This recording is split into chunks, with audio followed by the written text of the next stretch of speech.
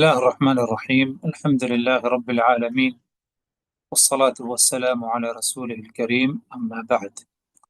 اللہ تبارک و تعالیٰ پر حمد و ثنا اور اس کے نبی کریم صلی اللہ علیہ وسلم پر بے شمار بے حد بے عدد درود السلام کے بعد ہماری گفتگو اللہ تبارک و تعالیٰ کی ان صفات سے متعلق جاری ہے جن صفات کا ذکر قرآن مجید میں ہے، نبی پاک صلی اللہ علیہ وسلم کی سنت میں ہے، اور اسی طرح ہماری گفتگو اس نقطے پر پہنچی تھی، ان آیات کا ذکر ہو رہا تھا جن آیات میں اللہ تبارک و تعالی سے یا اللہ کی ذات کو منزہ کیا گیا، پاک صاف کیا گیا ہر ایسی صفات سے، ہر ایسے معاملے سے جس کے لائق اللہ کی ذات نہیں ہے۔ اسی سلسلے کو آگے اگر ہم بڑھائیں، شیخ الاسلام ابن تیمیہ رحمہ اللہ نے جو اس سلسلے میں آیات ذکر کی ہیں، ان میں سے 5 آیتوں کا ذکر ہو چکا ہے، یا 4 آیتوں کا ذکر ہوا تھا۔ 5ویں آیت کی طرف ہم آتے ہیں۔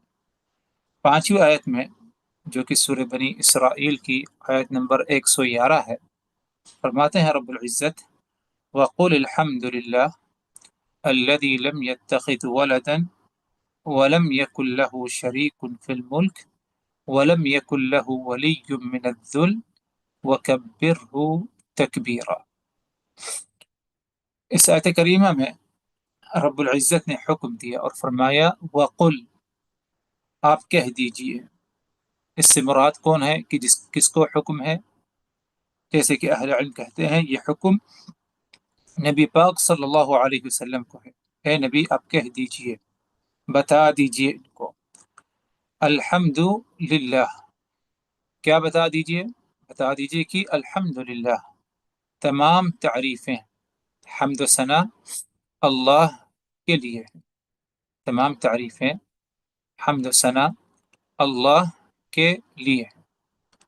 اللہ کی ذات یہ کون ہے، اس کی مزید وضاحت آگے ہے، لیکن کہنا ادھر یہ ہے کہ تمام تعریفیں اللہ کے لیے ہیں۔ اس کا مطلب یہ ہوا کہ اگر کوئی ذات تمام تعریفوں کے لائق ہے تو وہ صرف اور صرف اللہ وحدہ لا شریک کے ساتھ، کوئی اور نہیں ہو سکتا۔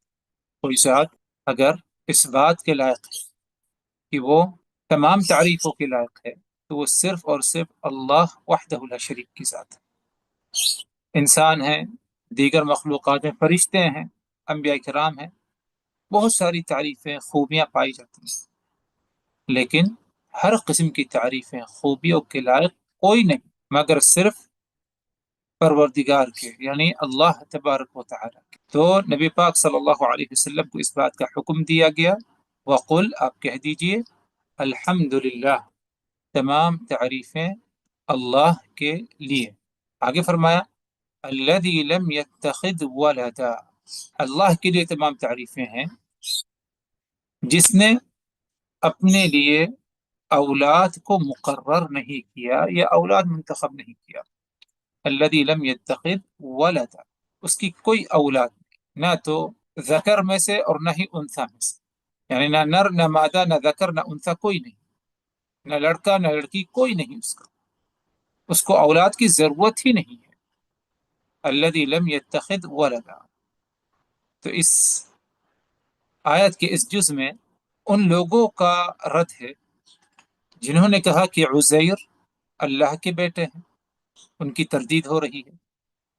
اسی طرح ان کی بھی تردید ہے جنہوں نے کہا کہ عیسیٰ اللہ کے بیٹے ہیں، اور اسی طرح ان لوگوں کی بھی تردید ہو رہی ہے جنہوں نے کہا کہ فرشتے اللہ کی بیٹیاں ہیں، والعیاذ باللہ۔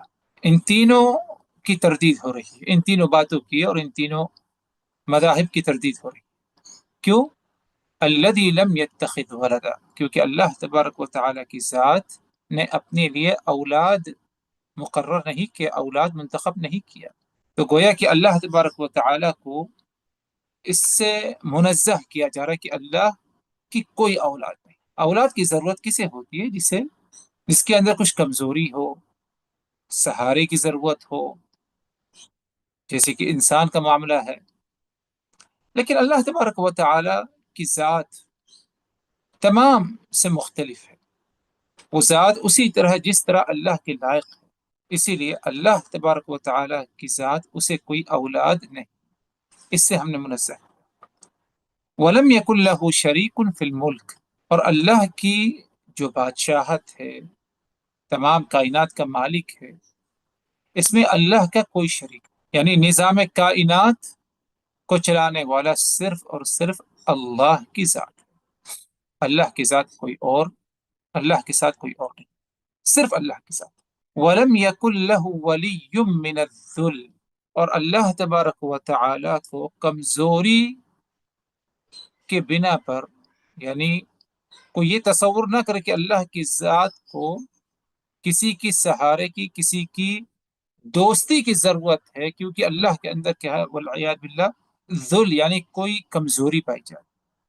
تو اللہ تبارک و تعالیٰ کو کسی قسم کی کمزوری کا سامنا نہیں کرنا پڑتا کہ اسے کسی ولی یعنی کسی دوست، کسی مقرب کی ضرورت ہے۔ وَلَمْ يَكُنْ لَهُ وَلِيٌّ مِّنَ الذُّلِّ، آگے حکم دیا گیا وَكَبِّرْهُ تَكْبِيرًا، اور خوب اچھی طرح کامل مکمل اللہ کی بڑائی بیان کیا کرو۔ اس بات کو تعالی نے ہمیں ادھر دیا۔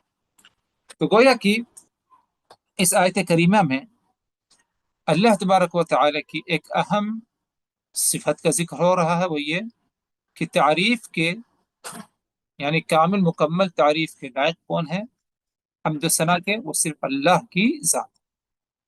دوسری بات یہ، وہ بھی اللہ کی صفت ہے جو ثابت ہو رہی کہ اللہ تبارک و تعالی کی اولاد نہیں، ضرورت ہی نہیں ہے اولاد۔ وَلَمْ يَتَّخِذْ وَلَدًا، اس سے ہم اللہ کو منزہ کرتے ہیں۔ تیسری چیز کہ نظام کائنات، کائنات کا مالک اور نظام کائنات کو چلانے والا صرف اللہ کی ذات ہے، اس میں اللہ کا کوئی شریک نہیں، اللہ کو کسی کی ضرورت نہیں۔ اور اسی طرح وَلَمْ يَكُنْ لَهُ وَلِيٌّ مِّنَ الذُّلِّ، چوتھی بات کہ اللہ کی ذات کمزور نہیں کہ اسے کسی ولی، کسی دوست کی ضرورت پڑے، بلکہ اللہ تبارک و تعالیٰ کی ذات غنی ہے، بے نیاز، اسے کسی کی ضرورت نہیں۔ پانچویں صفت وَكَبِّرْهُ تَكْبِيرًا، اللہ تبارک و تعالیٰ کی خوب زیادہ بڑی بڑی بڑائیاں کیا ہے، بیان کرو، تکبیر بیان کرو۔ تو یہ اہم صفات کے بارے میں ہمیں اس آیت کریمہ سے کیا ہے، معلوم ہو رہا ہے۔ اس آیت سے ہمیں حاصل کیا، یعنی کہنے کا مقصد ادھر یہ کہ اس سے ہمیں، یعنی جو موضوع چل رہا ہے اللہ کی صفات وغیرہ سے متعلق، اس میں اس آیت کا کیا ہے، ظاہر سی بات ہے کہ اس کا معنی بیان کیا گیا۔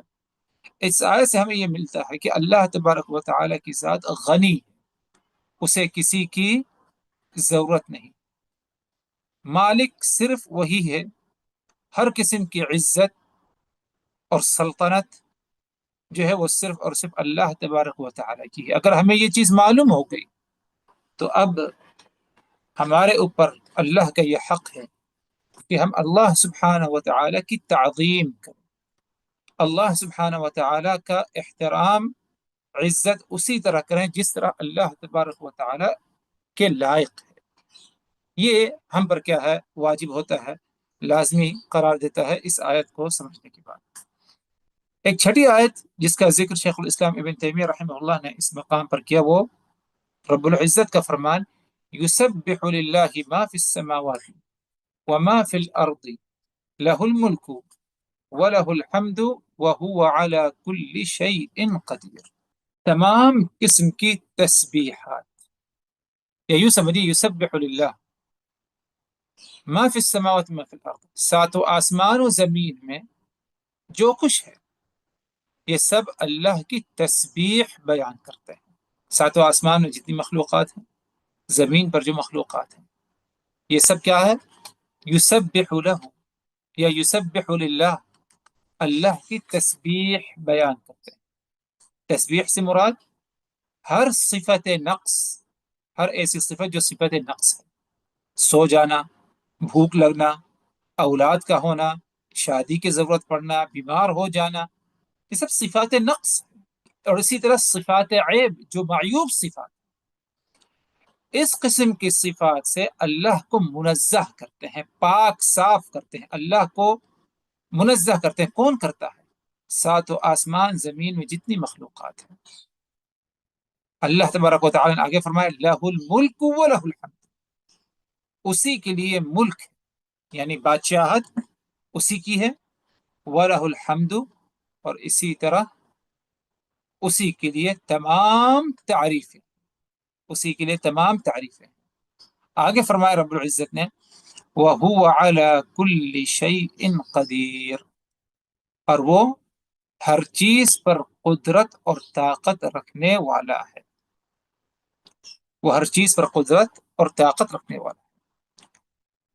اس آیت کریمہ کی ابتدا میں تسبیح کا ذکر ہے کہ ساتوں آسمان و زمین میں جو کچھ ہے وہ سب اللہ کی تسبیح بیان کرتے ہیں۔ ادھر اگر دیکھا جائے تسبیح دو قسم کی ہوتی ہے، ایک تو ہوتا ہے زبان سے اللہ تبارک و تعالیٰ کی تسبیح بیان کر دی جائے، زبان سے اللہ تبارک و تعالیٰ کی تسبیح بیان کر دی جائے، اور زبان سے اللہ تبارک و تعالیٰ کی تسبیح اگرچہ تمام مخلوقات بیان کرتی ہیں، لیکن ان مخلوقات میں سے وہ اللہ کی تسبیح بیان نہیں کرتی جنہوں نے اللہ کو وحدہ لا شریک نہیں سمجھا۔ اب اگر کوئی شخص اللہ سے ڈائریکٹ نہیں مانتا، کسی اور کو واسطہ وسیلہ بناتا ہے، کسی بزرگ کو، کسی مردے کو، کسی فرشتے کو، کسی اور کو، کسی بت کو، صنم کو، تو کیا اس نے اللہ کی تسبیح بیان کی؟ ہو سکتا ہے زبان سے بیان کرے، لیکن اس کی جو حالت ہے، یعنی میں نے بتایا کہ دو طرح ہے تسبیح بیان، ایک تو ہے زبان سے، اور دوسرا ہے کیفیت اور حالت، جس حالت جس ماحول میں۔ تو پہلے آتے ہیں کہ جس حالت میں انسان ہے، تو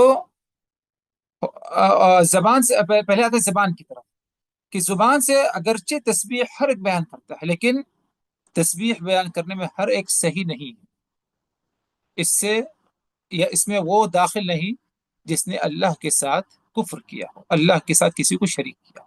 اگرچہ وہ اپنی زبان سے سبحان اللہ کہتے ہیں، اللہ کو مانے کہ اللہ کی ذات اوپر ہے، اوپر والی ذات ہے، لیکن یہ صرف زبان تک اس کے محدود ہے، عملی طور پر اس کے اندر کیا نہیں پائے گا، تو گویا کہ اس نے تسبیح بیان نہیں کی۔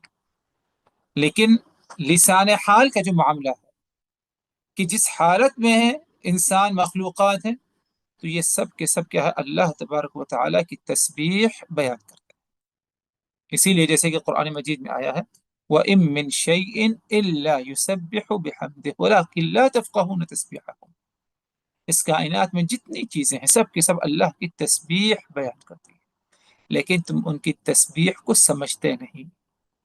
پرندے اللہ کی تسبیح بیان کرتے ہیں، ہر ایک اللہ کی تسبیح میں مشغول ہے، اس یہاں تک کہ ایک شخص جو غیر اللہ کو یا اللہ کے ساتھ دوسروں کو شریک ٹھہراتا ہے، مصیبت کے وقت اس کی بھی حالت اسی طرح ہو جاتی ہے کہ وہ خالص طور پر کہ اللہ کی تسبیح بیان کرتا ہے، اور اس موقع پر بھی وہ تمام معبودوں کو ترک کر دیتا ہے، صرف اللہ کی طرف کیا ہے، متوجہ ہوتا ہے، جیسے قرآن مجید میں ذکر ہے۔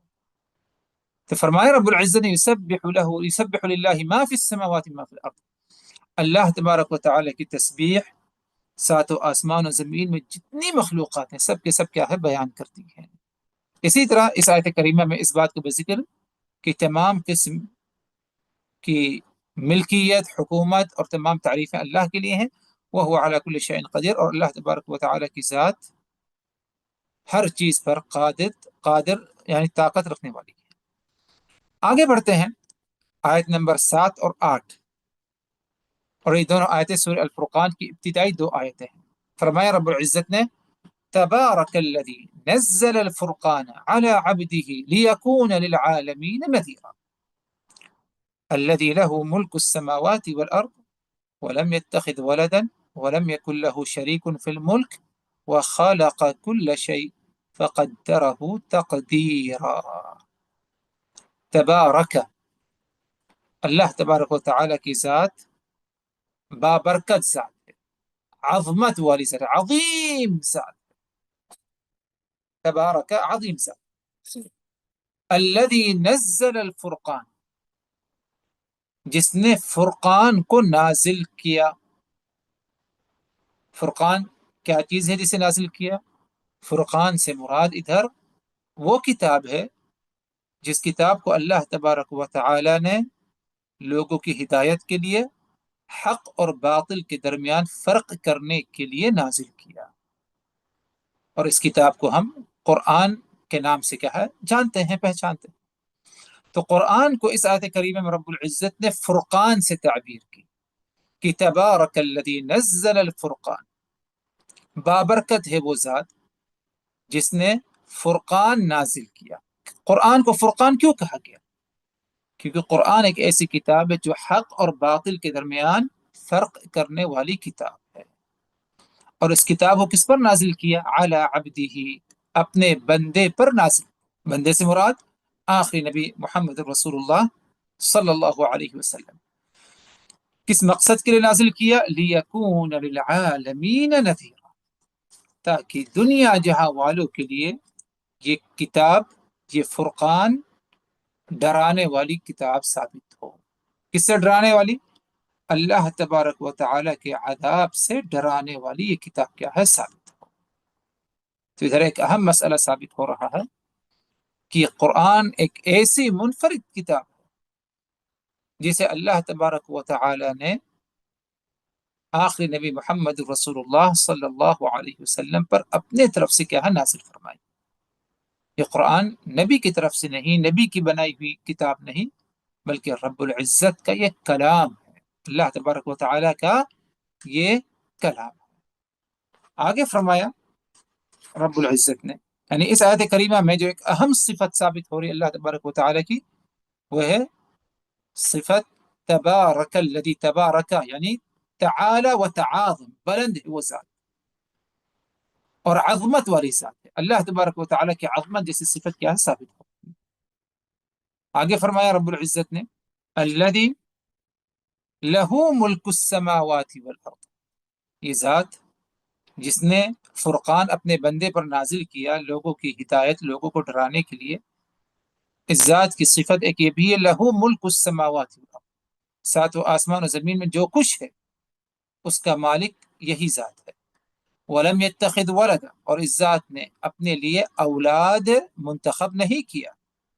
ولم يكن له شریک فی الملک، اور اسی طرح اپنی حکومت میں، اپنی ملک میں، بادشاہت میں اس کا کوئی شریک نہیں، یہ واحد ذات ہے. وخلق كل شيء، اور اس نے ہر چیز کو بنایا ہے. وخلق كل شيء، اور اس نے ہر چیز کو بنایا ہے. فقدرہ تقدیرا، اور بہترین انداز میں اسے بنایا، یعنی ایک اندازے سے بنا دیا. ہر ایک کو، ہر ایک کا رزق لکھا ہوا ہے، ہر ایک کی موت لکھی ہے، ہر ایک کی زندگی لکھی ہے. ایک نظام منظم طریقے سے بہترین انداز، ہر چیز کو اللہ تبارک و تعالی نے کیا ہے بنا دیا ہے. صرف جاندار نہیں، جو غیر جاندار ہیں، جمادات ہیں، سمندر ہے، پانی ہے، پہاڑیاں ہیں، مٹی ہے، یہ سب اللہ کی مخلوقات ہیں.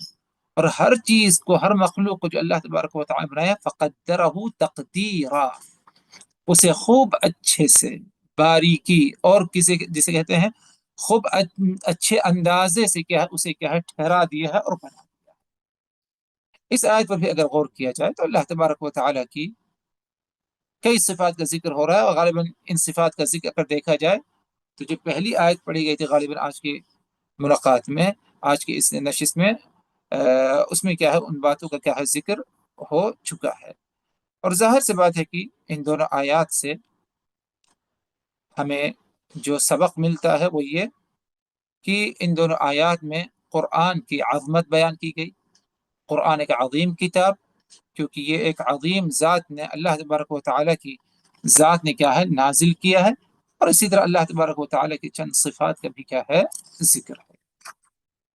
آخری آیت آج کی اس نشست میں، آج کی اس ملاقات میں آپ حضرات کے سامنے رکھی جائے گی، وہ آیت نمبر 9 اور 10 ہے. یہ آیت بہت ہی اہمیت رکھتی ہے.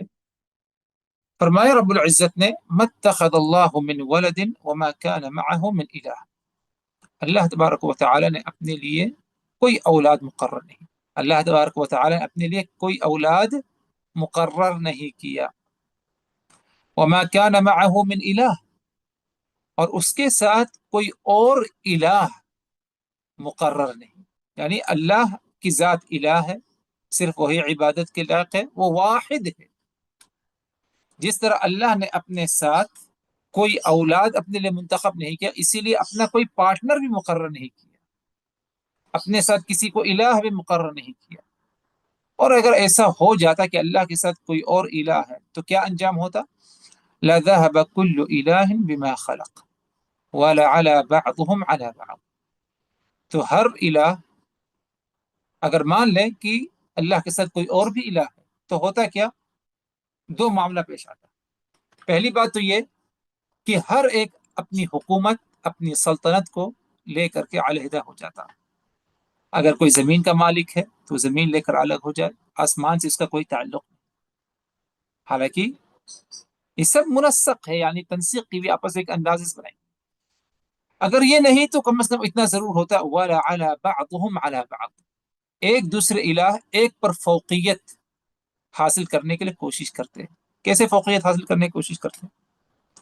آج دنیا میں بہت سارے بادشاہ ہیں، پرائم منسٹر ہیں، کنگ ہیں، وغیرہ وغیرہ. یہ یعنی مزاج ہے حکومت جو سنبھالتے ہیں عموماً جو ہے، یعنی اپنی سلطنت کو بڑھانا، اپنی سرحد کو آگے بڑھانا، چاہے کسی بھی طریقے سے ہو، جائز طریقے سے، ناجائز طریقے سے. یہ ایک مزاج بنا ہوا ہے، یعنی ایک نظام ہے، انسان کے اندر یہ مزاجی جذبہ ہے. تو اگر ایک سے زیادہ الہ ہوتا تو جھگڑا لڑائی ہوتی. ہر ایک کوشش کرتا ہے ایک دوسرے پر کیا فوقیت، اس کا حصہ ہڑپنے کی، اس کے حکومت کا حصہ کیا ہے لینے کے لیے. تو غور کریے دنیا کا نظام کیسے چلتا ہے. اسی لیے اللہ کا کوئی شریک نہیں. ما اتخذ اللہ من الہ وما كان له وما كان معه من الہ. اللہ کے ساتھ کوئی الہ نہیں. اگر ہو جا رہا تو یہی اس کا انجام ہوتا. آگے فرمایا رب العزت نے سبحان اللہ عما یصفون، اللہ کی ذات منزہ ہے، بری ہے کن چیزوں سے؟ عما یصفون، ہر ایسی صفات سے جس کے لائق اللہ تبارک و تعالی کی ذات نہیں. ہر ایسی صفات جس کے لائق اللہ تبارک و تعالی کی ذات نہیں. اور وہ صفات کیا ہیں؟ اللہ کے ساتھ دوسروں کو شریک ٹھہرانا. جو ہم نے یہ سمجھ لیا کہ بھائی، یعنی جیسے کہ مشرکین مکہ نے یعنی الگ الگ بت مقرر کیے تھے. بارش کا فلاں بت ہے، درختوں کا فلاں ہے، فلاں اس کا ہے، فلاں اس کا. اس قسم کی جو ہے بت اصنام انہوں نے مقرر کیے تھے. اور آج بھی جو ہے بت پرست لوگوں کے ہاں یہ چیز پائی جاتی ہے. تو اللہ کا کوئی شریک پارٹنر نہیں. سبحان اللہ عما یصفون، یا اللہ تبارک و تعالیٰ کی جو صفات بیان کرتے ہیں، غلط صفات، اللہ کو جو موصوف کرتے ہیں غلط صفات سے، اللہ تبارک و تعالیٰ کی ذات کیا ہے؟ سبحان اللہ، منزہ ہے تمام اس قسم کی کیا ہے صفات.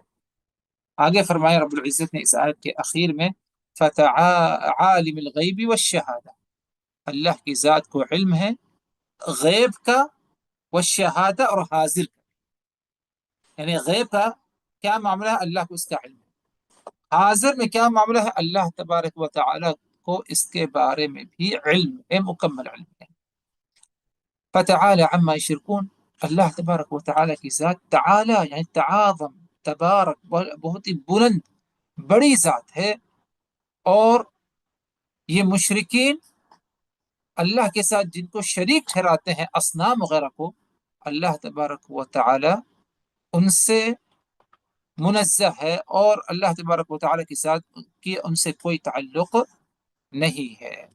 تو اس آیت کریمہ میں بھی اللہ تبارک و تعالی کی کئی صفات کا ذکر ہو رہا ہے، اور اسی طرح کئی ایک صفات جو کہ صفات نقص ہے اس سے اللہ تبارک و تعالی کو منزہ کیا جا رہا ہے. جس میں سے دو اہم صفت کا واضح طور پر اس آیت کریمہ میں اس کا ذکر ہے کہ اللہ کے کوئی اولاد نہیں. دوسری صفت کہ اللہ کے ساتھ کوئی اور الہ مقرر نہیں. اگر کوئی اور الہ مقرر ہوتا تو آپس میں لڑائی جھگڑے وغیرہ ہوتے تو دنیا کا نظام کیسے برابر کیا ہے چل پاتا. تو یہ بھی ایک اہم صفت رب العزت کی کیا ہے، ثابت ہو رہی ہے۔ اسی طرح ایک اور آیت لیتے ہیں، اس کے بعد ہم اپنی باتوں کو روکتے ہیں۔ فرمایا رب العزت نے آیت نمبر 11 میں، فلا تضربوا للہ الامثال ان اللہ يعلم وانتم لا تعلمون۔ فلا تضربوا للہ الامثال، تم اللہ کے لیے مثال بیان نہ کرو، تم اللہ کے لیے مثال بیان نہ کرو، یا اللہ کی مثال بیان نہ کرو۔ کیوں؟ کیونکہ ان اللہ یعلم وانتم لا تعلمون، اللہ سبحانہ وتعالی اپنے بارے میں جانتا ہے کہ اس کی کوئی مثال نہیں، وانتم لا تعلمون، اور تم اللہ کے بارے میں نہیں جانتے۔ اس آیت نے واضح طور پر صاف الفاظ میں ہمیں اس بات سے روک دیا، منع کر دیا کہ ہم اللہ کی مثال بیان نہ کریں، یا اللہ کی ذات سے تعلق رکھتی ہوئی کسی معاملے کو لے کر مثال بیان نہ کریں۔ کیوں؟